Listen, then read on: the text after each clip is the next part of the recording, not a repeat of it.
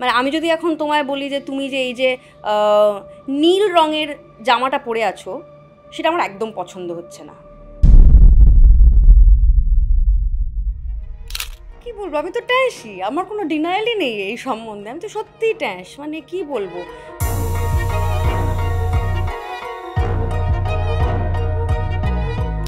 আজ যার সঙ্গে আড্ডা দেব তিনি খাতায় কলমে অভিনেত্রী হলেও ইন্ডাস্ট্রিতে তিনি অনেকেরই শিক্ষাগুরু, যদিও শিক্ষাগুরু কথাটায় তার একটু আপত্তি আছে। আজ নিউজ নাও কথোপকথনে স্বাগত জানাচ্ছি অভিনেত্রী দামিনী বাসুকে। দামিনী নমস্কার, অ্যান্ড থ্যাংক ইউ আজকে টাইম বার করার জন্য। Thank you so much Papiya, যে তুমি আমার থেকে সময়টা বার করে নিয়েছো, এটা আরও বড় ক্রেডিট।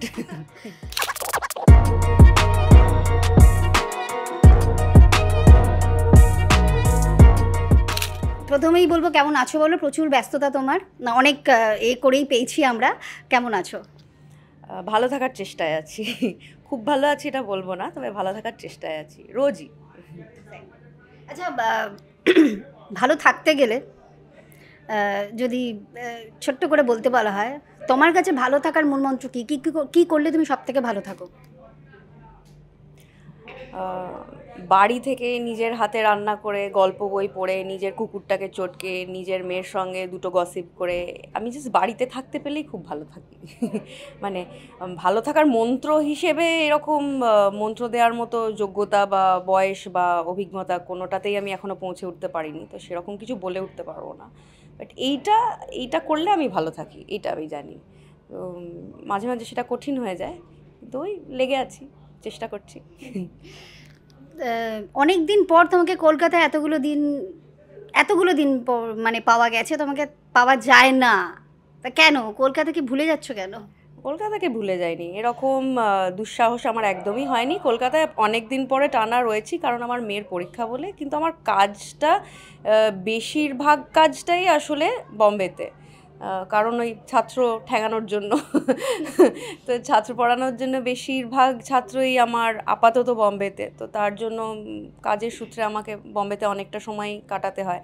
তাতে যেটা হয়, মানে আমি আপাতত ডেলি প্যাসেঞ্জার, ওই সারাক্ষণ Kolkata Bombay up and down.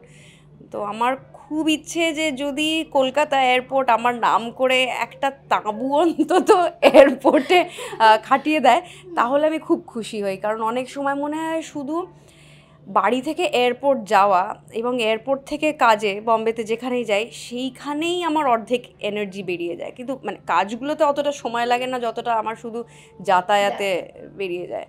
তো কলকাতার প্রতি আমার কোনো অভিমান নেই, মানে কাজের জন্যই যেতে হয়, দ্যাটস দ্য অনলি থিং। যেটা এক্ষুনি বললে ছাত্র টাঙানো তোমার কাজ, তো কিন্তু আবার দেখলাম একটা জায়গায় বলেছো মানে শিক্ষাগুরু কথাটা একটা অর্থে মানে সেটাতে তোমার আপত্তি আছে, কেন? শিক্ষা তাই গুরু, এখনও তো আমিই শিক্ষার্থী, আমার গুরু এখনও বেঁচে আছেন, আর কেউ কারোর গুরু নয়। এইটা আমার গুরু আমায় শিখিয়ে দিয়েছেন যে কেউ কারোর গুরু নয়, কেউ কারোর গুরু হতে পারে না। একটা জেন কথা আছে যে if you see a Buddha on the way, kill it first. কেউ কারোর গুরু নয়, তুমি তোমাকে শেখাতে পারো। শুনে শিক্ষা গুরু আবার কি, মানে আমি তো নিজে এখনও কত রকম শিক্ষার মধ্যে দিয়ে রোজ নিয়ে যাচ্ছি, গুরু আমি হয়ে উঠতে পারিনি, হবার আমার কোনো ইচ্ছাও নেই।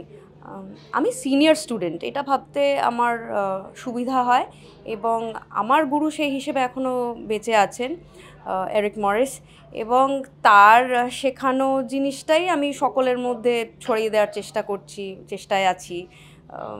আমি সিনিয়র স্টুডেন্ট, গুরু আমি নই। ইন্ডাস্ট্রিতে প্রচুর জনকে তুমি শিখিয়েছো, ওই আর কি শিক্ষাগুরু বা সিনিয়র স্টুডেন্ট যেটাই বলো না কেন, তারা এখন বেশ দাপটে কাজ করছে, এই ফিলিংটা কীরকম? এই নাম্বার ওয়ান ক্লারিফিকেশন, আমি কাউকে কিছু শেখাইনি, প্রত্যেকেই নিজেরাই নিজেদেরকে শিখিয়েছে। আমি ওখানে জাস্ট একটা পার্টিকুলার মেথড বা একটু চাঁচা ছোলা করে দিয়েছি, কাউকে শেখানোর ধৃষ্টতা আমার নেই। এবং তারা যে এখন নাম করছে বা নাম করেছে, বা তারা যখন আমার কাছে এসেছিলো তারা অলরেডি তখন স্টার, সুপারস্টার, মেগাস্টার, কারুর আলোয় আমার কোনো হাত নেই। তারা নিজ গুণে যা করার নিজেরাই করেছে, তাদের নিজস্ব ডিসিপ্লিন, নিজেদের ট্যালেন্ট, হ্যাঁ অবভিয়াসলি আমি হয়তো তাতে কিছু অ্যাড করেছি, কিন্তু ভালো তো ডেফিনেটলি লাগে। আমার তো মানে আমার মেয়ে যদি রোজ দিন বাড়ি এসে বলে যে আমি রোজ ফার্স্ট প্রাইজ পাচ্ছি, ঠিক যেরকম লাগে সেটা ঠিক নিজের ফার্স্ট প্রাইজ পাওয়ার থেকেও বেশি, it's like a double win. তো ওরকম লাগে, ফিলিংটা ওরকম।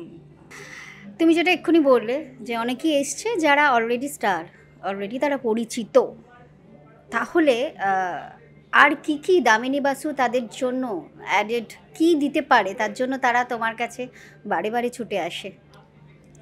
আমার মনে হয় নতুন অ্যাপ্রোচ, অ্যান্ড এটাই তো আমার তাদের থেকে শেখা। মানে এই জন্যেই আমি নিজেকে গুরু কখনো ভাবতেই পারি না, যে কেউ যখন একটা স্টার হয়ে যায়, একটা মেগা স্টার, একটা সুপারস্টারের জায়গায় দাঁড়িয়েও কেউ যখন ভাবতে পারে মাথাটা ঝুঁকিয়ে যে আমার এখনও শেখার আছে, আমি কারোর কাছে মাথাটা ঝোঁকাতে পারি, কারোর কাছ থেকে শিখতে পারি, বা আমার সঙ্গে কিছু শেয়ার করতে পারে, তো তার থেকে তো আমার সেটাই শেখা, যে ওই বিনম্রতাটা বা ওই মোমেন্টের সারেন্ডারটা, এটাই তো আমার জন্য একটা বিশাল লেসেন। তো it is mutual Guru, mutual learning. তো that is what I believe. মানে আলাদা করে আমার মনে হয় না আমি এক্সট্রা কোনো বিশেষ কিছু শিখিয়ে দিচ্ছি। ইট ইজ অ্যান অ্যাপ্রোচ। আমার মনে হয় অ্যাপ্রোচগুলো নিজের বাইরে, নিজের মাথায় তো একটা বর্ডার থাকে, তো সেইটার বাইরে সব সময় একটা থার্ড পার্সপেক্টিভ পাওয়া, বা আমি যে পেতে পারি বা সেটা গ্রহণ করতে পারার ইগোলেসনেস, সেটাও তো একটা বিশাল ব্যাপার, তাই না? তো আমার মনে হয় এটাই দারুণ, এটাই শেখার মতন, এটাই ওদের থেকে শেখার মতন।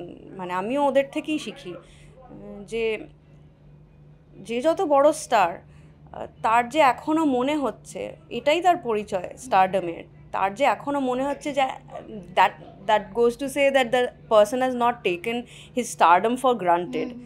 তো বিকজ তুমি যদি মনে করো প্রিন্স অফ পার্সিয়া, যে গেমটা আমরা ছোটোবেলায় খেলতাম, 90s খুবই পপুলার গেম, সো যে প্রিন্স অফ পার্সিয়ায় লেভেল 21 খেলছে, তার অবস্টেকলসও লেভেল 21 আসবে। আর যে প্রিন্স অফ পার্সিয়ায় লেভেল 93 খেলছে, তার অবস্টেকল কিন্তু লেভেল 21 আসবে না, তার অবস্টেকল আসবে লেভেল 93। তো যে 93-তে খেলছে, সে যে এখনও মনে করছে যে অবস্টিকলগুলোর জন্য আমার মাসেল পাওয়ার এখনও বাড়াতে হবে, আমার অভিনয়ের পাওয়ার এখনও বাড়াতে হবে, সেটাই তো তার থেকে শেখার। I think that is what I learn from them. মানে আমি ওদের শেখাই না, ওরাই রাদের আমায় শেখায় প্রত্যেকবার। আমরা সবাই সকলের থেকে শিখি, বেসিক্যালি শেখার হয়তো কোনো শেষই নেই। মানে ওটা যদি একবার মনে করি যে সবই তো জানি, তাহলে তো সেখানেই শেষ। আমরা তো ডে বাই ডে ডেভেলপ করছি, রাইট? হ্যাঁ, মানে বেঁচে থাকাটা তো by itself is a journey. মানে তুমি কালকে যেটা জানতে সেটা কাল অবধি ছিল, তাহলে তো ওখানে জীবনটা শেষ হয়ে যেত। হয়তো নি আজ সকালে তো উঠেছো, আজ সকালের দিনটা তো তুমি গতকাল দেখোনি, আজ সকাল থেকে তুমি যা যা দেখছো, যা যা শিখছো, চারিদিকে যা যা হচ্ছে, সেগুলো তো নতুনই। তো জীবনের বাইরে তো শেখাটা নয়। মানে তুমি যদি সাবসেট ভেন ডায়াগ্রাম মনে করো, তো যা কিছু হচ্ছে জীবনের মধ্যেই তো হচ্ছে, আমার প্রথম শ্বাস থেকে আমার লাস্ট প্রশ্বাসটা অবধি। So if you think of it as a set, তাহলে এটা তো মানে শেখা হোক, অভিনয় হোক, মানে যাই হোক, সেটা তো সাবসেটই হবে, তার বাইরে তো কোনো নিয়ম পড়বে না, মানে লজ অফ সিম্পল সায়েন্স। সম্প্রতি বিশাল ভারদ্বাজের চার্লি চোপড়ার ওয়েব সিরিজে দেখলাম, একটু এক্সপিরিয়েন্সটা শেয়ার করো। নাম্বার ওয়ান, বিশাল ভারদ্বাজ আমরা সবাই জানি, কিন্তু বিশাল ভারদ্বাজের সঙ্গে আমার একটা বিশেষ সম্পর্ক আছে। বিশাল ভারদ্বাজের সঙ্গে আমার সম্পর্কটা এটাই যে বিশাল ভারদ্বাজ কিন্তু আমার কাছে রেখা ভারদ্বাজের হাজব্যান্ড। হ্যাঁ, রেখাজি ছোটোবেলা থেকে আমার idol as an artist. So বিশালজির সঙ্গে আমার কাজ সম্পর্ক বহুদিনের, 2019 থেকে, এবং মাঝখানে কয়েকটা কাজ হওয়ার কথা ছিল, কোভিড ইত্যাদি অনেক কিছুর জন্য হয়ে উঠতে পারেনি। তো ফাইনালি যখন আমার ডেট, ওনার ডেট সবটা মিলিয়ে হলো এই 2023 জানুয়ারি, সেই সময় উনি আমাকে চার্লি চোপড়ার জন্য অ্যাপ্রোচ করেন। মানে অভিনয় করতে কিন্তু উনি আমি অ্যাপ্রোচ করেননি, ওনার অ্যাক্টরদের ট্রেন করার জন্য উনি অ্যাপ্রোচ করেছিলেন। আর সেই সময় আমি বম্বেতেই ছিলাম, আর বম্বেতে তখন আমি একটা ক্লাসই নিচ্ছিলাম। তো আমি ওনাকে বলি, তা আমি তো এখন বম্বে রয়েছি। তো উনি বলেন ফেরত যাওয়ার টিকিটটা কেটো না। প্লিজ থেকে যাও, কারণ আমরা চার্লি দ্য ফ্লোরে যাচ্ছি ফেব্রুয়ারির শেষে, তুমি তুমি কিছু একটা উদ্ধার করে দিয়ে যাও। আমি অনেক দিন আসলে বাড়ির বাইরে। তো এনিওয়ে, সো আমি কাজটা ফাইনালি করি। আমি ট্রেন করতেই গেছিলাম। এবার ট্রেন করতে করতে যেটা হয়, একটা এত ছানাপোনা, এত ইয়াং ছেলে মেয়ে, এবার করতে করতে এত মজা লেগে গেছে। উনি প্রায় ওয়ার্কশপে আসতেন, আর ওনারও খুব মজা লেগে গেছিলো আমার পদ্ধতিটা দেখে। তো সেইটার পরে উনি এটা মাথা থেকে বার করেন যে একটা পার্টিকুলার ক্যারেক্টার ছিল যার বয়সই ছিল, শি ওয়াজ অ্যাবাভ 50, 50 ঊর্ধ্ব। তো উনি বলেন তুমি ওই ক্যারেক্টারটা করো, তাহলে তুমিও সেটে থাকবে। আমি কিন্তু আমার আমাকে তো দেখে 50 মনেই হবে না। লাইক না, সেটা তো আমার হাতে, আমি বয়সটা পাল্টে দিচ্ছি। তো পুরো কাস্ট ইত্যাদি উনি তখন চেঞ্জ করেন, করে যাতে আমি পার্টটা করি। পার্টটা করার ওই একটাই কারণ ছিল যে আমি কোচ হিসেবে যাতে ফ্লোরে থাকতে পারি। So that was the experience, খুবই মজার। এবং সারাক্ষণই একটা পিকনিক ভাব, সারাক্ষণই বাইরে একটা তাঁবুতে সে এত রকম খাবার, যে আমি, চন্দন, ওখানে তো পাউলিও ছিল, নাসিরজি, রত্নাজি, নীনাজি, লারা, আমরা সারাক্ষণই কী খাবো, পরের খাওয়াটা কী হবে। আর এতজন থাকলে যেটা হয় সারাক্ষণ সেটে একটা খাই এরপর কি হবে। আর এত গল্প শোনার সুযোগ, নীনাজি গল্প করছেন, মানে সেট যখন চেঞ্জ হচ্ছে, লাইট যখন চেঞ্জ হচ্ছে, এটাই পাওনা। ছোটদের কাছে যাদের ট্রেন করছি তাদের তো মানে তাদের জন্য আমি সারাক্ষণ অ্যাভেলেবল ফ্লোরে রয়েছি, কিন্তু সেটা বাদ দিয়েও জাস্ট এই সেট চেঞ্জ, লাইট চেঞ্জ, বা আমাদের যখন ওয়েটও করতে হচ্ছে, সেই সব সময়গুলোতে নীনাজির গল্প শোনা, রত্নাজির থেকে গল্প শোনা, বা বেহরুলও ছিল, বেহরুলের কাছে। আর এরা এতজন এনএসডির ওখানে নানা রকম সময়, নানা রকম ব্যাচ থেকে, ইভেন দ্য ইয়াংগেস্ট ভাগ্যশ্রী পর্যন্ত। সো এত রকম গল্প শুনতে পাওয়া, মানে 70-এর সময়, 80-র পরের দিকে ছবিতে নীনাজি নাসিরের সঙ্গে একসঙ্গে কোন কোন ছবিতে কি প্রডিউসার, কোন ডিরেক্টর, কার কি কাণ্ড, মানে মজার অ্যানেকডোটস, এইটাতে সাংঘাতিক পাওনা। প্লাস লারার বাড়িতে পার্টি করা, সেখানে মহেশ ভূপতিকে দেখতে পাওয়া, it's like childhood dream come true, একটা সাংঘাতিক মজার। So yeah, it's been a very holistic experience সেই হিসেবে। একটু পিছনের দিকে ফিরি, বড় হয়ে ওঠা, যেটা সবার জীবনে খুব ম্যাটার করে, এবং সে বোধহয় জীবনের ট্র্যাকটা ওইভাবেই শুরু হয়ে যায়। এবং তোমার থিয়েটার জীবনের মানে ছোট থেকেই অভিনয়ের সাথে আর কি বড় হয়ে ওঠাটা, তো সেটা মানে তোমাকে কতটা আজকের দামিনী হতে ডেফিনেটলি তো সাহায্য করেছে। মানে সেখান থেকে তুমি তোমাকে যদি বলা হয় যে মানে কোন জিনিসগুলো তুমি মনে করছো যে তোমাকে কমপ্লিটনেস দিয়েছে? কমপ্লিট আমি নই, কমপ্লিট হওয়ার আমার কোনো বাসনাও সেই মানে এরকম কিছু ইচ্ছাও আমার নেই। কমপ্লিটনেস ইজ অ্যান আইডিয়া, এটা এই পারফেকশনের পাগলামো আমি বহু আগেই পেছনে ছেড়ে এসেছি। সো হ্যাঁ, টু আনসার দ্যাট, কমপ্লিট আমি নই। জীবনে যা এক্সপিরিয়েন্স হয়েছে তার মধ্যে অনেক সাকসেসও আছে, অনেক ফেলিয়ারও আছে। তবে তুমি যে বললে যে থিয়েটার জীবনের নয়, থিয়েটারই জীবন। আমার মা বাবা এখনও দে আর অ্যাক্টিভ থিয়েটার প্র্যাকটিশনার্স, দে আর থিয়েটার ওয়ার্কার্স। থিয়েটারের বাইরে আমার মা বাবার কোনো এক্সিস্টেন্সই নেই, এবং ওরা আইডিয়াও করতে পারবেন না আমার ধারণা। মানে থিয়েটার জীবনের এক্সপিরিয়েন্স আমাকে কি কমপ্লিট হতে শিখিয়েছে এরম কিছু বলতে পারবো না। মানে এরম করে কখনো ভাবিনি যে আসলে থিয়েটার থেকে কি পেয়েছি, কি পাইনি, কি পেলাম। মানে এটা প্রায় তোমাকে জিজ্ঞেস করার মতো, পাপিয়া তুমি তোমার মা বাবার থেকে কি পেয়েছো, তাতে তোমার জীবনে কি কোথায় তুমি কমপ্লিটনেস ফিল করেছো, এইটা আমি বলতে পারবো না। তবে হ্যাঁ, মোস্ট ডেফিনেটলি ব্যাকস্টেজটা তো একটা জয়েন্ট, মানে ব্যাকস্টেজ সামলানো, প্রপস, ডিজাইন বোঝা, স্টেজ বোঝা, স্টেজের ডিজাইন বোঝা, আলো বোঝা, স্টেজের ডিমেনশনস বোঝা, এইগুলো তো বাবার সান্নিধ্য তো পেয়েছি, এই প্রিভিলেজ তো আমার ছিলই। তবে আমি হ্যাঁ, প্রিভিলেজটাকে চেষ্টা করেছি to make the best of it, not to let, মানে I've tried not to let it go to waste. So হ্যাঁ, অনেক কিছুই তো শিখেছি, কিন্তু ওইভাবে কখনো বলতে পারবো না যে এটা আমাকে এইভাবে কমপ্লিটনেস দিয়েছে, কারণ আমি তো এখনও শিখেই যাচ্ছি। আর থিয়েটার থেকে আমি অনেক কিছু শিখিও নি, যেটা লাইফ থেকে শিখেছি, আমার চারপাশে বন্ধুদের থেকে শিখেছি, আমি বিদেশে গিয়ে শিখেছি। আর সবচেয়ে বেশি সেইভাবে তুমি যদি বলো, আমি শিখেছি ট্রাভেল করে। আচ্ছা। আমি এইটা বুঝতে পেরেছি যে সকলের জন্য একটা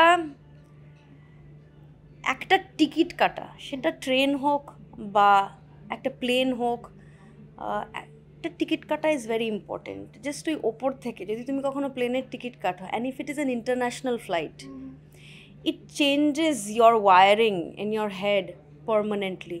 যখন তুমি নিচে পৃথিবীটাকে দেখবে এবং যখন তুমি বর্ডার্সগুলো দেখবে এবং দেখবে যে তুমি উপর দিয়ে উড়ে উড়ে যাচ্ছ, এবং সেইখানে একটা অন্য দেশে গিয়ে তার কালচার, তার পিপল, তাদের আন্ডারস্ট্যান্ডিং, তাদের কথা ইভসড্রপ করে শোনা, সে যে কোনো দেশ পায়ে হেঁটে ঘোরা, সেই দেশের গরিব মানুষ, বড়লোকদের টেস্ট, বড়লোকদের খাওয়া, গরিব মানুষদের গান, সব কিছু ট্র্যাভেলে যা শিখেছি কোনো বইয়ে কোথাও, সব সব সেকেন্ড হ্যান্ড নলেজ। তো সবচেয়ে বেশি আমার মনে হয় হ্যাঁ, থিয়েটার আমাকে হয়তো রেডি করেছে, ওই অ্যাবজর্পশন পাওয়ারটা হয়তো আমায় দিয়েছে, অবজারভেশনের পাওয়ারটা আমায় দিয়েছে, ইয়া সেটা বলতে পারো। আচ্ছা, ইন্ডাস্ট্রিতে অনেকে তোমাকে ট্যাশ বলে, তুমি কি বলবে? কি বলবো, আমি তো ট্যাশই, আমার কোনো ডিনায়ালই নেই এই সম্বন্ধে, আমি তো সত্যিই ট্যাশ। মানে কি বলবো, ট্যাশ বললে তাদের একটা একটা নিশ্চয়ই সংজ্ঞা আছে, তারা নিশ্চয়ই কিছু ভেবে বলেছে। তারা যদি সেটা ভেবে বলে থাকে, নিশ্চয়ই ভাবার পেছনে তারা অনেক দিন অবজার্ভ করেছে। আমি একদম অ্যাগ্রি করছি, আমি তো ট্যাশই। ওয়েল, না তুমি যদি বলতে পারো, তুমি যদি অ্যাটলিস্ট আমায় কয়েকটা, মানে ওই ওই ট্যাশের মানের কয়েকটাও দিতে, মানে ব্লক লেটার্সে দিতে পারো, তুমি হয়তো দেখবে সেটা আমি ফিট করি, আমার তাতে কোনো ডিনায়াল নেই। যদি ট্যাশ হয় তো ট্যাশ। হ্যাঁ, তবে কোনো পার্টিকুলার পার্ট দিয়েছে সেইটাতে আমি ফিট করতে পারিনি, সেটাতে আমার ট্যাশ পড়েছে, আই ডোন্ট থিঙ্ক সেই অ্যালিগেশনটা আমি খুব সহজে নেব, because I believe I am very good at what I do. But হ্যাঁ, ব্যক্তিগত জীবনে আমাকে কে ট্যাশ বললো বা কে কী বললো তাতে আমার কী বা যায় আসে, সেটা তার মানে সেটা তো ব্যক্তি স্বাধীনতা, যে যা ইচ্ছে মনে করতে পারে, সে মনে করো যে যা ইচ্ছে, মানে ভাবতেও পারে, বলতেও পারে, এটাতে কিছু যায় আসে। এটা তো আমাদের বেসিক স্বাধীনতার জায়গা, এটা তো বেসিক রাইটসের জায়গা, যার যা ইচ্ছে মনে হতে পারে, এতে মনে হওয়ায় তো কোনো বাধা নেই, যার যা ইচ্ছে বলতে পারে তাতেও কোনো বাধা নেই। আচ্ছা, কিন্তু যার যা ইচ্ছে বলতে পারে, কিন্তু ওই আর কি এমন কিছু বললো যেটা এগ্রি তো করোই না, কিন্তু ওই হয় না, এখন তো একটু সবাই তো সব কিছু বলতে পারি, যেটাকে আমরা ট্রোলিংও বলি, কোট আনকোট। তো তো ওই রকম যে জায়গাটা, যেটা তুমি বিলিভ করো না বা যেটা তুমি জানো যে যেটা বলছে সেটা অ্যাকচুয়াল ঠিক তো নয়, তো সেক্ষেত্রে তোমার কি রাগ হয়, বা তুমি তাদেরকে কতটা মনে করো যে আনসারেবল, বা আনসারেবল কথাটা এখানে খুব ভুল, যে তোমার কি মনে হয় যে তাকে আমার উপযুক্ত বলা উচিত, নাকি জাস্ট ইগনোর? মানে সে কি আমার মেয়ে, আমার মা, আমার বাবা? আচ্ছা, মানে যে আমায় ট্রোল করবে, যার যা কিছু মনে হবে, আমি সবাইকে গিয়ে গিয়ে ছুটে ছুটে ওগো না গো, ওগো না গো, ওগো হ্যাঁ গো, ঠিক বলেছো গো করে আমি ঘুরে বেড়াবো? আমি কি পাগল? মানে আমি কেনই বা করতে যাব? And why should I take it personally? মানে আমি যদি এখন তোমায় বলি যে তুমি যে এই যে নীল রঙের জামাটা পরে আছো, সেটা আমার একদম পছন্দ হচ্ছে না, তুমি কি করবে? তুমি জানতে আজকে আমি আসবো, তুমি জানো নীল রঙ আমার একদম পছন্দ নয়, তুমি কেন নীল রঙের জামা পরে এসছো? আমার একদম পছন্দ হচ্ছে না। এবার তুমি কি করবে? কি করবে? হ্যাঁ, অ্যাজ সিম্পল এজ দ্যাট। কে কোথায় বড় হচ্ছে, কার কি কন্ডিশনিং, কার বাড়িতে কি চলছে, সেখানে একটা মানুষের অ্যাক্সেস আসে বলে সে কোথায় এসে ফেসবুকে বা টুইটারে বা ইনস্টাগ্রামে চারটে মনের মানে যেটাকে হিন্দিতে বলে ভড়াস, সেটা বার করার জন্য আমাকে দুটো খুঁচিয়ে দিয়ে গেল। মানে আমি সেই খোঁচা খেতে যাবো কেন? আমার তুমি পুরোটাই ইগনোর করবে? ইগনোর না, মানে ইগনোর করার জন্যেও তো সেটা মানে গায়ে লাগার পর তারপর তো ইগনোর করাবো, মানে তার আমি যেটা বলছি যে তোমার নীল জামাটা আমার ভালো লাগছে না, তুমি কি ইগনোর করবে না? তুমি এটাতে রেসপন্ড করবে না? তুমি আমার পেছনে ছুটবে না? তুমি আমায় পাগল ভাববে? মানে এটা আমি কী করবো? এটাই তোমার বিশ্বাস, তোমার বিলিফ, তুমি বললে, আমি কি করতে পারি? I can't take it personally, even if you directly say it to me, even then I can't take it personally. এটা তোমার জগৎ থেকে আসে, তোমার ইউনিভার্স থেকে আসছে, তোমার কন্ডিশনিং, তোমার সোসাইটি, তোমার আপব্রিঙ্গিং, তোমার বিশ্বাস, এখানে আমার হাতই নেই। তুমি বললে, আমি শুনলাম, বেশিরভাগ সময় আমি শুনলামও না, আমি আমার কাজ নিয়ে ব্যস্ত, আমি একটা ডেলি প্যাসেঞ্জারি করা মানুষ, আমার এত কৈফিয়ত দেওয়ার জায়গা নেই। আনলেস এইটা আমার মেয়ে, এটা আমার মা, এটা আমার বাবা, মানে ম্যাটার করে, মানে I have reach that age where I better understand যে কাকে আমায় কৈফিয়ত দিতে হবে, মানে কেনই বা দিতে যাব আমি। আমার কাজটা আমি কাজ হিসেবে করেছি, সেখানে তোমার পছন্দ হয়েছে কি হয়নি, বা তোমার ব্যক্তিগত, তোমার ব্যক্তি স্বাধীনতা আছে, তুমি ভাবতে পারো, ভেবেছো, ব্যাস আমার কাজ হয়ে গেছে, তুমি তোমার কাজ করছো। যেটা আলটিমেটলি এখন খুব হট কেক, তুমিও খুব টায়ার্ড উত্তর দিতে দিতে, বাট আমাকে কোয়েশ্চেনটাও করতে হবে, তুমি তোমার মতো করে উত্তর দিয়ে দিও, কিন্তু আমাকে করতে হবে। যে সিরিজটা খুব হিট হলো হট কেক, ছোট লোক, এবং সেখানে সাবিত্রী মণ্ডল চরিত্রটার ইউএসপি তুমি কোনটা বলবে যে এতদিনে এত ধরনের চরিত্র করে ফেলেছো?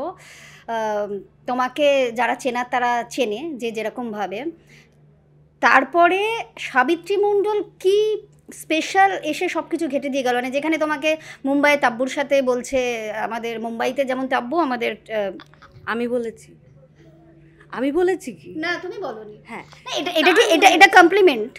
তার মনে হচ্ছে লোকের ভালো লাগছে, সেটা লোকের ব্যাপার, লোকের ভালো লাগছে সাবিত্রী মণ্ডলকে, তার সঙ্গে আমার কোনো সম্পর্কই নেই।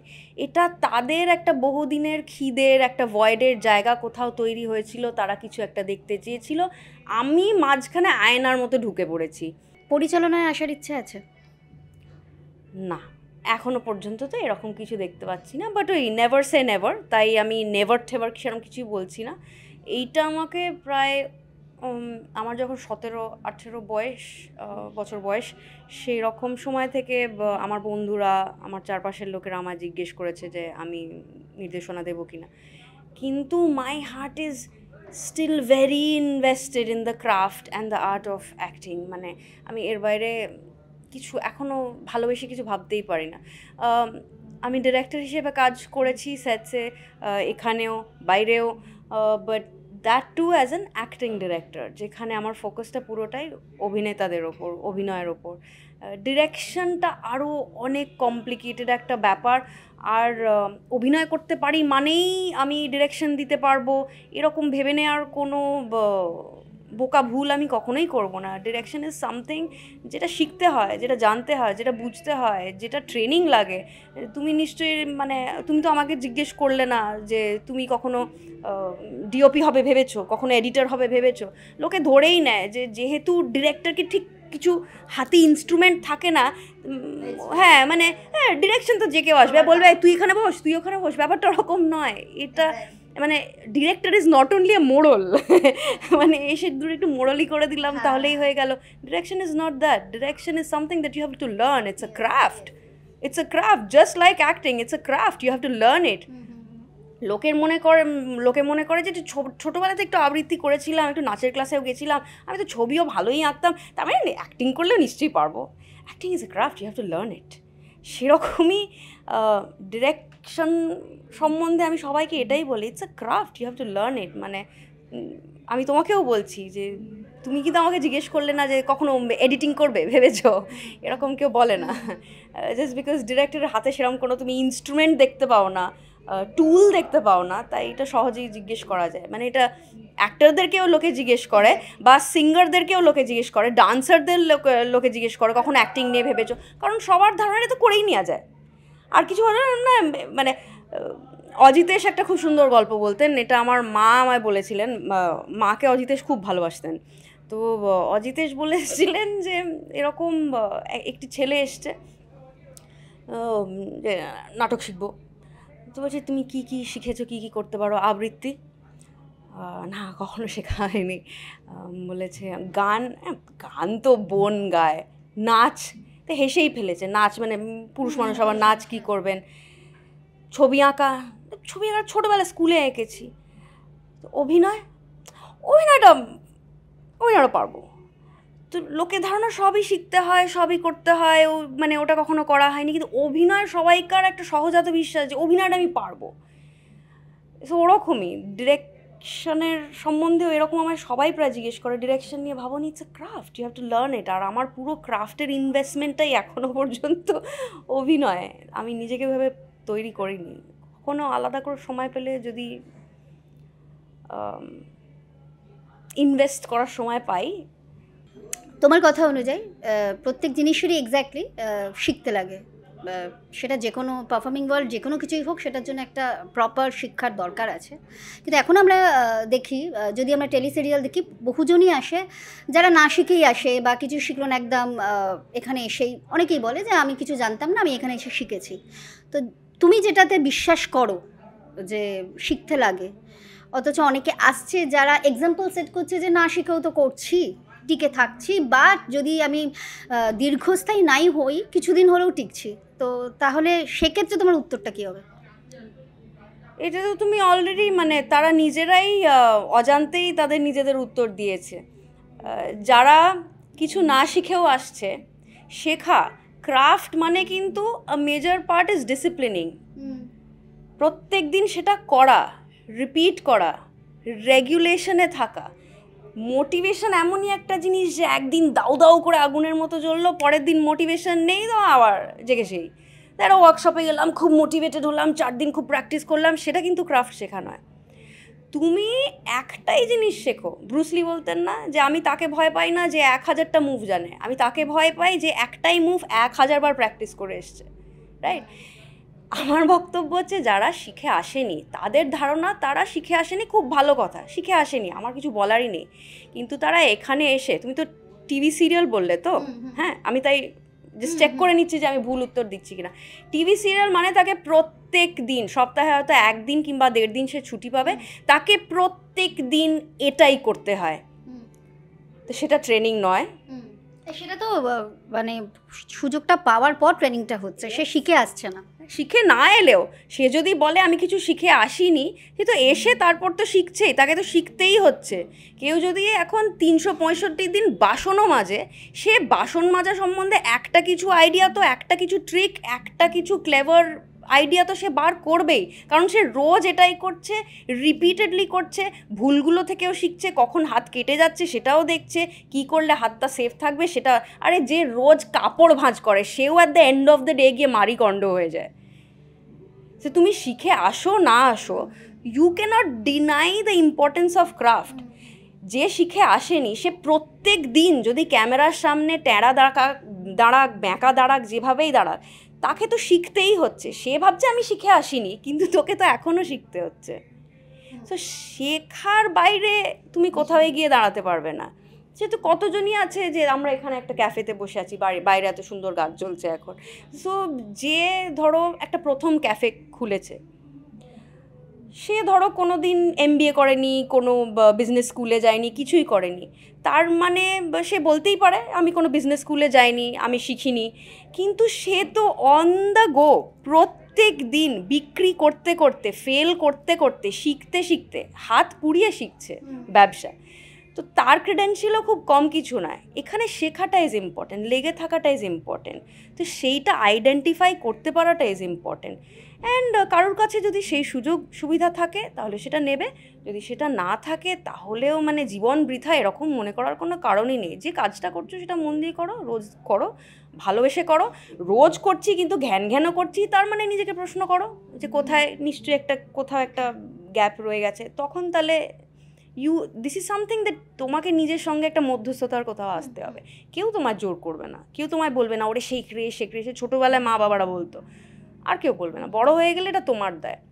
And if you want to progress, ওই যে বললাম তুড়ির মতন দারুণ মানে স্টার্ট করে হবে, কয়েকদিন হবে, এবং সে যদি সেম জিনিসটা না শিখে সে মনে করো আমি একবার করে ফেললাম, সে আরেকবার সেটা করতে পারে, রিপিট করতে পারে, সে আরেকবার সেটা রিপিট করতে পারে।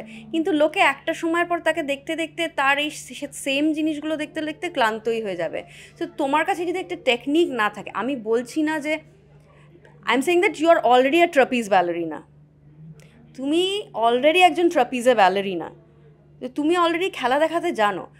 To know a craft, to learn something, শিখলে সেটা একটা সেফটি নেটের মতন। কারণ কোনো দিন হবে যে যখন তোমার শরীরে দেবে না, তোমার মনে দেবে না, তখন শুধু তোমার ট্যালেন্ট তোমায় এগিয়ে নিয়ে যাবে না, তোমার ডিসিপ্লিন, তোমার craft will have your back. So that is Y learning is very important. I have nothing against people, এটা আমাকে অনেকেই বলে ভাবে আমাকে খুব বিপাকে ফেলবে, কিন্তু আমাকে বিপাকে ফেলার কোনো কারণই নেই। কারণ আমার হাতে খড়ি থিয়েটারে বলে আমি কি থিয়েটার থেকে যে ডেমনস্ট্রেটিভ অ্যাক্টিং আমি শিখেছি সেইটা পাশে সরিয়ে রেখে আমি কি এক্সপিরিয়েন্সিয়াল অ্যাক্টিং শিখতে হলিউড যাইনি? আমি কি শিখিনি? বা আমি কি কখনো টিভি করিনি? প্রত্যেকটা মিডিয়ামের একটা আলাদা আলাদা ডিমান্ড আছে। সব কিছু ওভারল্যাপ করে খিচুড়িটা মাথায় একটু সেগ্রিগেট করতে হবে, একটু সেপারেট করতে হবে। সব কিছুর একটা ব্ল্যাঙ্কেট রুল নেই, সব কিছুর একটা ব্ল্যাঙ্কেট ক্রাফট নেই। প্রত্যেকটা জিনিসেরই আলাদা আলাদা একটা টেকনিক আছে, সেটা অ্যাডমিট করতে হবে। করলে আমার মনে হয় নিজের সঙ্গে নিজের যুদ্ধগুলো অনেক জায়গায় কমে যায়। That's it. আচ্ছা, তোমার ক্যারেক্টারের একটা নেগেটিভ পয়েন্ট আর একটা পজিটিভ পয়েন্ট যদি বলতে বলা হয়, কি বলবে? আমার নেগেটিভ পজিটিভ একটাই, আই এম ভেরি অনেস্ট। আচ্ছা, এটাই আমার স্ট্রেংথ, এটাই আমার উইকনেস। এই অনেস্টির জন্য আসলে আমি মিথ্যে কথা বলে না মনে রাখতে পারি না। কারণ একটা মিথ্যে কথা বললে আর একটা মিথ্যে কথা বলতে হয় সেটার ব্যাকআপের জন্যে, আর এত না আমার মনে থাকে না। সেই জন্য আমি সবসময় সত্যিটাই বলি, আর অনেক ক্ষেত্রেই সেটা অপ্রিয় হয়। কিন্তু আমার মনে হয় হোক অপ্রিয়, কিন্তু এটা লং রানে সত্যি কথা বলা একবার প্র্যাকটিস হয়ে গেলে আর অসুবিধা হয় না। কিন্তু মিথ্যে কথা একবার প্র্যাকটিস হয়ে গেলে না, ওটা বারবার বলতে হয়। আর বলে যারা বলতে পারে দারুণ ব্যাপার, কিন্তু আমি এত খারাপ মিথ্যে কথা বলি, তুমি দেখেই বুঝতে পারবে। তো সত্যি কথাটাই আমার মনে হয় আমার স্ট্রেংথ আর আমার উইকনেস। কারণ সত্যি কথাটা সব জায়গায় সব সময় যেভাবে আমার মুখ থেকে হয়তো বেরোয়, যে সিচুয়েশনে বেরোয়, সেটা it does not work for me, it works against me as well. আর কি বলবো। ভূতের রাজা হঠাৎ এলো, তোমাকে দুটো বর দেবে বললো, কি চাইবে? দুটো বর দেবে বললো? আমি তো একটা বরকে নিয়েই সামলে উঠতে পারিনি। হ্যাঁ, আমার দুটো বর একদমই চাই না, আমার কোনো রকম বরই চাই না। না, বউ হলে তাও ঠিক আছে, বর আমার একদমই না। তোমার সিরিয়াসলি কিছু লাইফ থেকে ডিমান্ডই নেই, চাওয়ার নেই? না, আমার একটা পরিষ্কার মাথা আছে, আমার মা বাবা আমাকে দুর্ধর্ষ শিক্ষা দিয়েছেন, আমি দেশে বিদেশে ঘুরতে পেরেছি, আমার একটা দারুণ ডাক সাইডে একটা মেয়ে আছে, তার সাংঘাতিক বুদ্ধি, সে তার বুদ্ধি দিয়ে আমাকে হারিয়ে দেয়। আর কি চাইবো? আমার কী বা চাইতে পারি? আমার দারুণ ছাত্র আছে, তাদের কাজ দেখে আমি চ্যালেঞ্জড হয়ে যাই, আমি ইন্সপায়ার্ড হয়ে যাই। কি নেই আমার? সবই আছে।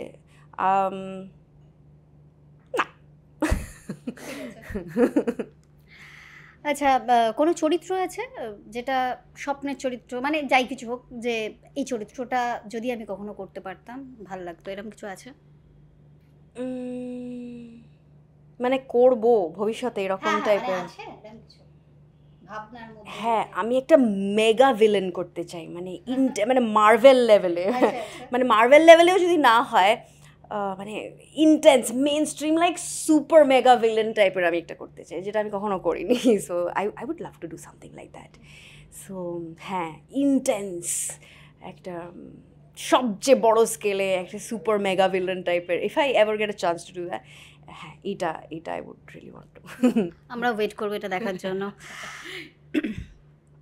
কথায় কথায় আজকের মতো কথোপকথন এখানেই শেষ, রেস তো রয়েই যাবে তার।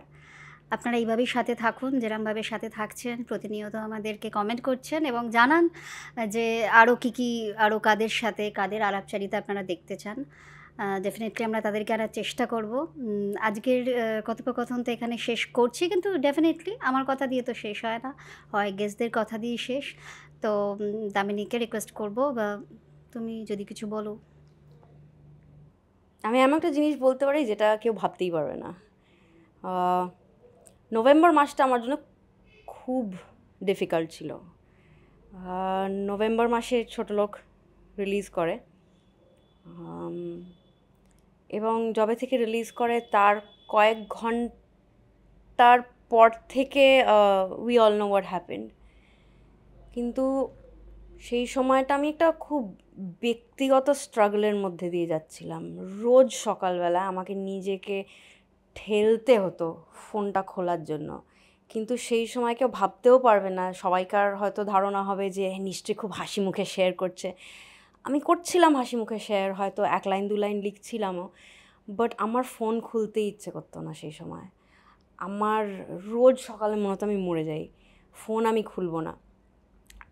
কারণ তখন অলরেডি ইসরায়েল প্যালেস্তাইনের যুদ্ধ শুরু হয়ে গেছে, আর রোজ শিশুদের ছবি আসতো, হাজার হাজার শিশু। আর যেহেতু আমার ফোনে মানে I have subscriptions to certain news channels, continuously ওই আপডেট। আর আমার প্রথম ইনস্টিংক্টটাই হতো যে ফোনটা বন্ধ করে দিই, ফোনটা বন্ধ করে দিই।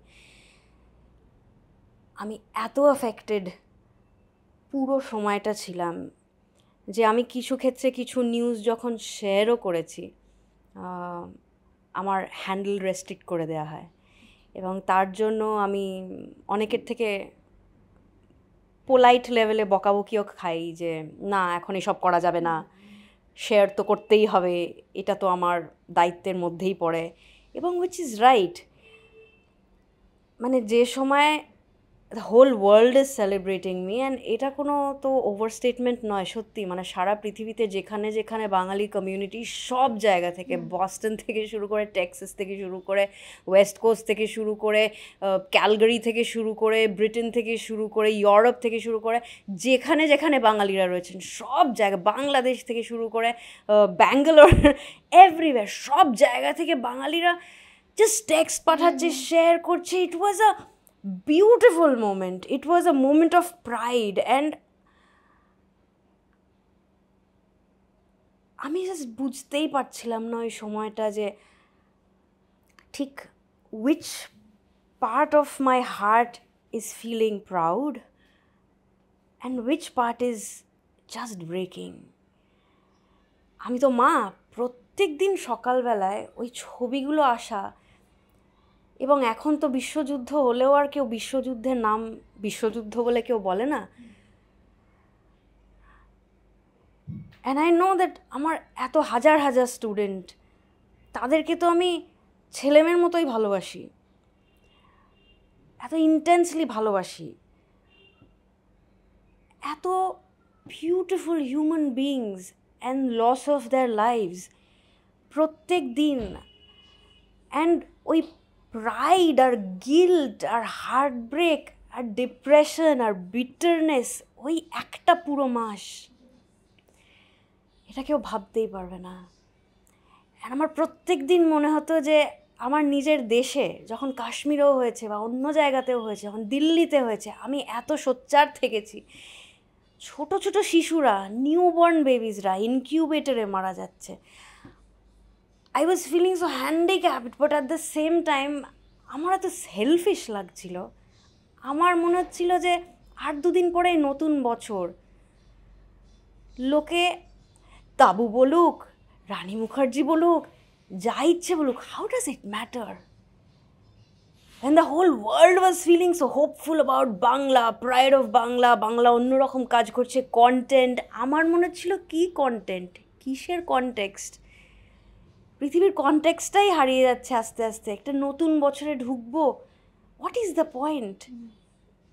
এরকম একটা পৃথিবীতে কাজ করেই বা কী লাভ, ভালো কাজেরই বা কী কদর, যেখানে কেউ তাবড় তাবড় লোকেরা, যাদের হাতে পাওয়ার আছে, যাদের একটা শব্দে পুরো জেনারেশন, নতুন মানে ইউথ সোচ্চার হতে পারে, তারা সবাই চুপ, সবাই চুপ।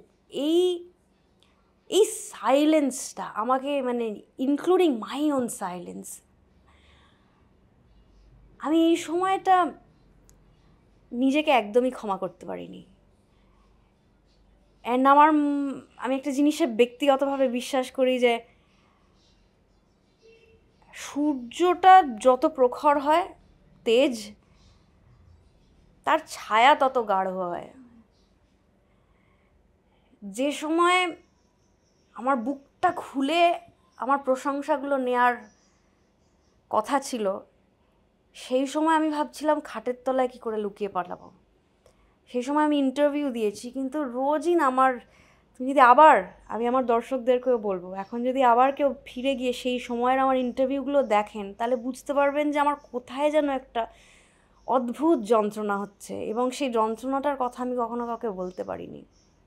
এখনও যুদ্ধ শেষ হয়নি, কিন্তু তবুও ইউএনজিসি নানা রকম কাণ্ড কারখানা করে অনেক সিজ ফায়ারের অ্যাগেনস্ট ফর অ্যাবস্টেন করে নানা রকম দেশের ভাগাভাগি হয়েছে। বাট